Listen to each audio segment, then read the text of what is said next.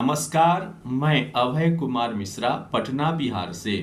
आज अपने प्रिय दर्शकों को हम बताएंगे गरुड़ पुराण के तृतीय अध्याय भाग 1 के बारे में कि गरुड़ पुराण के तृतीय अध्याय में गरुड़ जी भगवान से क्या पूछे हैं और भगवान विष्णु गरुड़ जी से क्या बताए हैं। तो गरुड़ जी भगवान विष्णु से बोले कि हे भगवान, पापी पुरुष जो है यम मार्ग को लांघ करके यम मार्ग में जाता है, किस प्रकार से यम की यातना को भोगता है वह हमसे कहिए। भगवान बोलते हैं कि हे गरुड़, नरक के दुखादि से लेकर अंत तक मैं तुमको बताने जा रहा हूं, जिसको तुम सुनकर के कांपने लगोगे, कंपमान हो जाओगे। ऐसी वह भयानक यमराज की पूरी है, यमराज की नगरी है। हे गरुड़, बहुभीति नामक पुर के आगे 44 योजन का धर्मराज का पुर है। 44 योजन, 1 योजन 4 सकोस को कहते हैं। तो 44 योजन में यमराज का पुर है। उसमें हाहाकार शब्द हो रहे हैं, बाहर से सुनाई देता है कि उसके अंदर जो है हाहाकार शब्द हो रहे हैं, जिसको देख करके जो जीव, जो पापी पुरुष, जो मरे हुए पापी लोग हैं, जा करके हाहाकार शब्द करने लग जाते हैं। उस हाहाकार को सुन करके यमराज के दूत उस यमपुरी में जाकर यमराज के द्वारपाल से कहते हैं, यमराज के द्वारपाल से जाकर के यमराज के दूत बोलते हैं, और द्वारपाल सब काल उपस्थित रहते हैं। द्वारपाल जो है ऐसा नहीं है कि कभी वहाँ है कभी नहीं है, वहाँ हर समय जो है वहाँ द्वारपाल रहते हैं। और जा करके द्वारपाल से बोलते हैं यमराज के दूत की हे द्वारपाल जी, हम एक पापी को लाए हैं, वह पापी को लाए हैं। द्वारपाल जाकर के चित्रगुप्त से बताते हैं, और चित्रगुप्त जाकर के धर्मराज से कहते हैं, यानी यमराज से कहते हैं कि हैं जो नास्तिक महापापी पुरुष हैं उन सब को अच्छी तरह धर्मराज जानते हैं, कौन कैसा है, क्या कर्म किया है, किसके मन में क्या है, कैसा किसका जीवन बिताया है, कैसे बिताया है, क्या सोचा है, कितना कमाया है, कितना खाया है, सब के बारे में, एक एक जीव के बारे में धर्मराज जो हैं, यमराज जो हैं, सब जानते हैं। तो भी चित्रगुप्त से पूछते हैं, जानने के बावजूद भी चित्रगुप्त से पूछते हैं, और श्रवण नाम के गणों से जानकारी करते हैं। वहां जो गण हैं उन लोगों से भी पूछते हैं। श्रवण नामक देवता ब्रह्मा के पुत्र हैं, स्वर्ग, मृत्यु, पताल आदि में भ्रमण करते रहते हैं। ब्रह्मा के पुत्र जो हैं श्रवण देवता हैं, जिनका काम है स्वर्गलोक में घूमना, मृतलोक में घूमना, और पताल लोक इत्यादि में श्रवण नामक देवता जो है घूमते रहते हैं, और कौन क्या कर रहा है उसको देखते रहते हैं। तो यमराज जो हैं, धर्मराज जो हैं, श्रवण देवता से भी पूछते हैं, श्रवण से ही सब जान लेते हैं, और दूत स्थित वस्तुओं को प्रत्यक्ष देखते हैं, जिनको उनका श्रवण ऐसा नाम रखा है।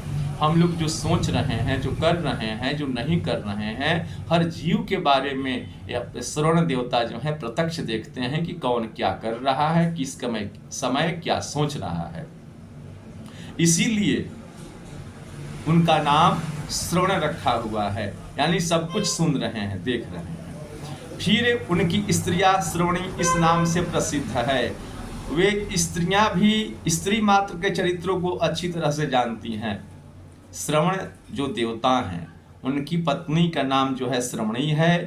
उनकी पत्नी जो है औरत, लड़की, ये लोग क्या कर रही हैं, क्या सोच रही हैं, क्या विचार रही हैं, इन लोगों के बारे में, स्त्रियों के बारे में, चरित्र के बारे में अच्छी तरह जानती हैं। इस संसार में जो प्राणी शुभाशुभ प्रत्यक्ष गुप्त रूप से करते हैं, दिखा करके अगर कोई पाप कर रहा है या पुण्य कर रहा है, छुपा करके कर रहा है, या दिमाग में कोई बुरा अच्छा सोच रहा है, तो उन सबको जो है श्रवण और श्रवणी देखते रहते हैं कि कौन क्या करता है।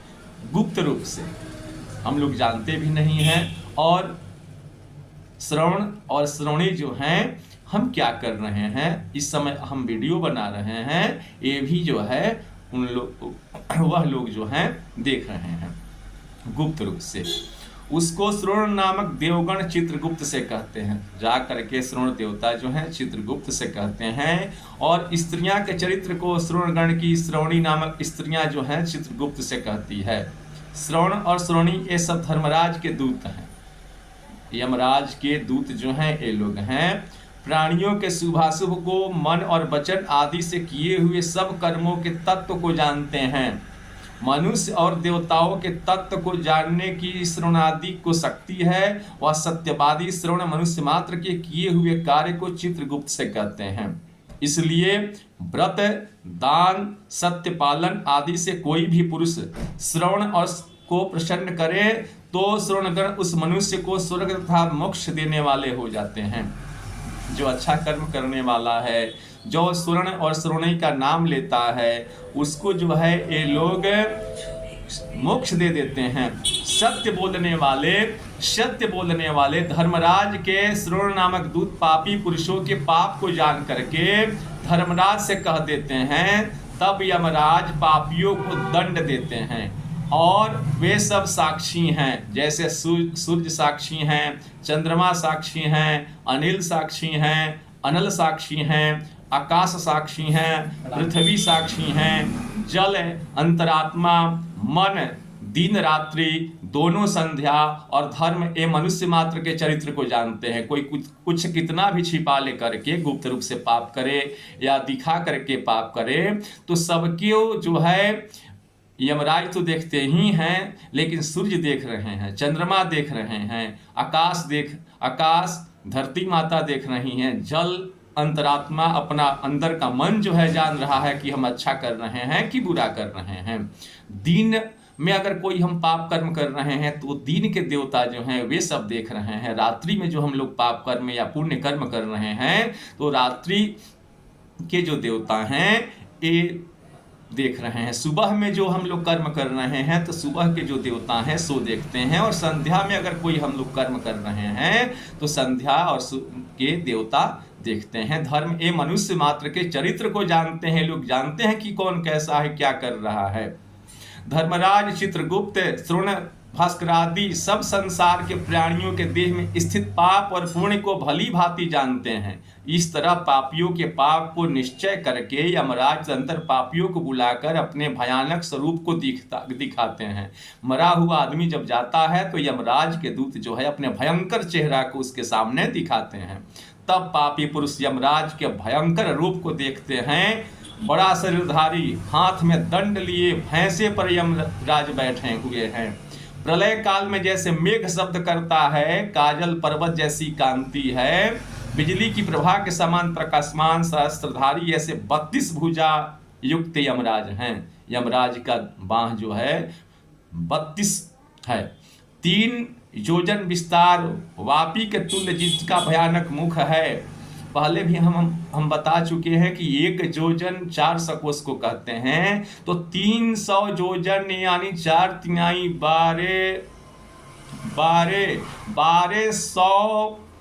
1200 किलोमीटर में सिर्फ यमराज का भयंकर मुख है, और उनका आंख जो है लाल है, लंबी नासिका है, बहुत बड़ी यमराज की लंबी नासिका है। ऐसे यमराज का स्वरूप है। मृत्यु, ज्वर आदि से युक्त चित्रगुप्त भी भय रूप को धारण करते हैं। चित्रगुप्त भी अपना भयंकर रूप दिखाते हैं, और यम के जैसे भयानक दूत चित्रगुप्त के पास आकर गरजते हैं, जिनको देख करके मरा हुआ व्यक्ति जो जाता है वह भयभीत होकर के वहाँ हाहाकार शब्द करता है और सोचता है कि दान नहीं दिए। ऐसे पापी जो पुरुष दान या अच्छा जो कर्म नहीं किए हैं वे पापी काम्यमान होकर के वहाँ रोता है, लेकिन उसका रोना धोना या किसी प्रकार का उस पर दया करना या वहाँ कोई बचाने वाला उस पापी पुरुष के पास नहीं रहता है, ना आता है। तब चिंतातुर होकर के रोते हुए पापियों को चित्रगुप्त यमराज की आज्ञा से उसके किए कर्म को स्मरण करते हैं। उसके सामने उसके कर्म को बताया जाता है कि तुमने क्या अच्छा किया और क्या बुरा किया। बताते हैं कि हे पापी दुराचारी जीव, अहंकार युक्त, घमंड युक्त और बुद्धि रहित हो, तुमने पाप रूप धन का संचय किस लिए किया? यानी तुम गया था मनुष्य बन करके और वहां तुम धन का संचय जो पाप करके किया, सो किस लिए किया? क्योंकि ईश्वर के निमित्त धन दान देना था, पर संचय नहीं करना था, अच्छा कर्म करना था, लेकिन तुमने वहां जाकर के बुरा कर्म किया। पापी पुरुषों की संगति से तुमने जीवन भर पापी लोगों के साथ में रहा और तुमने पाप किया। काम के चक्कर में पड़ा रहा, औरत स्त्रियों के तुमने चक्कर में पड़ा रहा, क्रोधाग्नि में तुम जल रहा था, अपने माँ को तुम दुख दिया, अपने पिता को तुमने दुख दिया, अपने भाई को दुख दिया और बड़े बुजुर्गों का तुमने अनादर किया। देवता, गुरु, ब्राह्मण का तुमने सत्कार नहीं किया। ऐसे दुख देने वाले पाप को तुमने किसके लिए किया है? तुमने अत्यंत प्रसन्न हो, जैसे प्रथम पाप किए वैसे ही दुख को भोगो, जैसे तुम करके आए हो वैसे दुख को भोगो। अब उल्टे मुख करके तुम रोते क्यों हो? तुमने जिन पाप को किया है वे सब पाप दुख के कारण हैं। धर्मराज, मूर्ख में, पंडित में, दरिद्र में, धनवान में, बलवान में तथा निर्मल में सब में समभाव रखते हैं। वहां न कोई छोटा है न कोई बड़ा है, नहीं वहां कोई किसी का पैरवी है, एक समान सबको देखा जाता है। उस वहां का कानून एक समान है। इस प्रकार पापी चित्रगुप्त के वचन सुनकर के अपने किए हुए कर्मों का विचार करके निश्चल हो, मौन हो जाते हैं कि हमने तो पाप किया ही है। तरह चोर की तरह निश्चिल हो स्थित हुए ऐसे पापी पुरुषों को देख पश्चाताप करके पापों के सुयोग्य यमराज दंड देने की आज्ञा देते हैं। जैसा जो कर्म किया है उसके अनुसार यह आज्ञा दिया जाता है कि इसको ऐसा दंड दिया जाए। दूत यमराज की आज्ञा से दया रहित होकर के प्रेतों को ताड़ना कर वचन करते हैं कि हे पापी जीव, यहां से भयानक नरक में चलो। आज्ञा यम की आज्ञाकारी प्रचंड चंड का दी दूत एक पास से उस सब प्रेतों को बांध करके नरक में ले जाते हैं। मरे हुए लोगों को बांध करके नरक में ले जाते हैं। उन नरकों के समीप एक बड़ा सालबनी नाम का वृक्ष है जो अग्नि के समान कांतिमान है, जिनकी 20 कोस का विस्तार है और जो 1 योजन ऊंचा है। यमदूत उस वृक्ष में प्रेत को नीचे मुंह और ऊपर पैर करके बांध देते हैं और मारते हैं, अग्नि में जलाते हैं। रोता है प्रेत, मरे हुए व्यक्ति जो है रोते हैं और उस स्थान में उनकी रक्षा करने वाला कोई दिखाई नहीं देता। उस सालमलिक वृक्ष में बंधे हुए क्षुधा तृषा युक्त पापी लटकते हैं और यमदूत ऊपर से मारते हैं। तब पापी जीव हाथ जोड़ करके यमराज के दूतों से प्रार्थना करता है कि हे यमदूतों, हमारे अपराध क्षमा करो, हम कभी पाप नहीं करेंगे, हमें माफ करो। ऐसे प्रेत को वचन सुन करके भी यमदूत लोह दंड से, मुदगर से, तोमर से, भाले से, गदा से और मूसल से अनेक तरह से मारते हैं। जिस ताड़ना से प्रेत मूर्छित हो जाता है तथा चेष्टा रहित हो, देख यमदूत कहते हैं कि हे दुराचारी जीव, ऐसे दुष्ट आचरण तुमने क्यों किया? संसार में अन्न जल कोई भी पदार्थ सुलभ नहीं था, तुमने किसी को भी किसी समय दान नहीं किया, तुमने ग्रास मात्र अन्नदान नहीं किया, तुमने बलि वैश्य देवादि भी नहीं किया, तुमने किसी आए हुए अतिथि को नमस्कार भी नहीं किया, फिर पितृ तर्पण भी नहीं किया। यमराज और चित्रगुप्त का उत्तम ध्यान और दोनों के मंत्र का जप भी नहीं किया। यम की यातना जिस जप आदि करने से भी नहीं होती। गृहस्थ धर्म में रहते हुए भी कोई तुमने तीर्थ नहीं किया, न देवता की पूजा किया तथा अहंकार को भी नहीं त्यागा। अच्छे लोगों की सेवा तुमने नहीं की, धर्म का तुमने मजाक उड़ाया, वेद शास्त्र का भी तुमने मजाक उड़ाया, तो अपने किए हुए कर्म को तुम भोगो। धर्म से रहित हो, अतः अनेक प्रकार की हम तुम्हारी ताड़ना करते हैं। यदि तुम कहो कि दंडनीय अपराध क्षमा करो, तो वह ईश्वर भगवान क्षमा करते हैं, भगवान विष्णु ही क्षमा कर सकते हैं, परम पिता परमात्मा ही क्षमा कर सकते हैं, अन्य कोई भी नहीं कर सकता। हम लोग तो हरि की आज्ञा से पुरुषों को ताड़ना देते हैं, हम लोगों का यही काम है, यही नौकरी है, ताड़ना देना। ऐसे वचन कहा यमराज के दूत दया रहित हो पापियों की ताड़ना करते हैं। तब प्रेत जले हुए अंगार की तरह होकर के ताड़ना करने से नीचे गिरते हैं।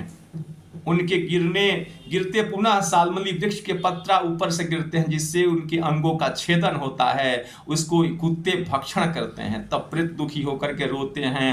रुदन करते हुए प्रेतों का मुख धूल से भर बाँस से बांध यमदूत अनेक प्रकार से मारते हैं, तथा अन्य यमदूत मृदगर से मारते हैं।